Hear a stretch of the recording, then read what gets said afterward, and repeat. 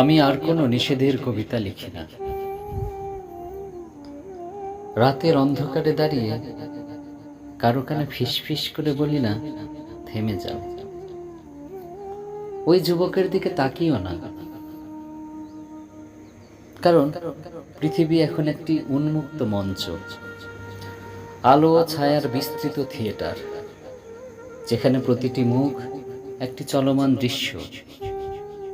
সুরঞ্জনা, তুমি সেখানে যাও, যেখানে সন্ধ্যার আকাশে রক্তিম আর নীলের মাঝখানে সূর্য ধীরে ডুবে যায়, যেন কোনো চিত্রশিল্পী ভেজা তুলিতে টেনে দিচ্ছে একটি অসমাপ্ত প্রেমের রেখা।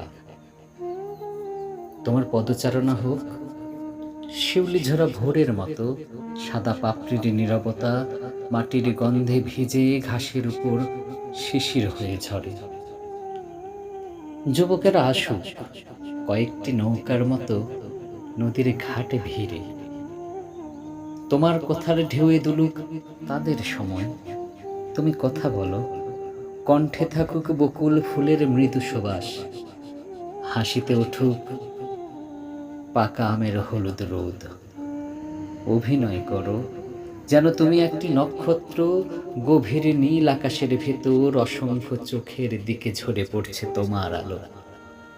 তোমার দৃষ্টি হোক মেঘ ভাঙা বৃষ্টির মতো, প্রথম ফোঁটা পড়ে ধুলো মাখা পাতায়, আর পৃথিবী হঠাৎ মাটির গন্ধে জেগে ওঠে।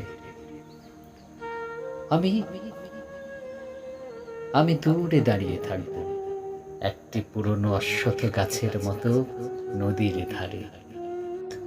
আমার পাতায় জমবে সময়ের ধুলো, তবু আমি শুনব মানুষের কথোপকথন, কিভাবে বাতাসে জন্ম দেয় অদৃশ্য সুর।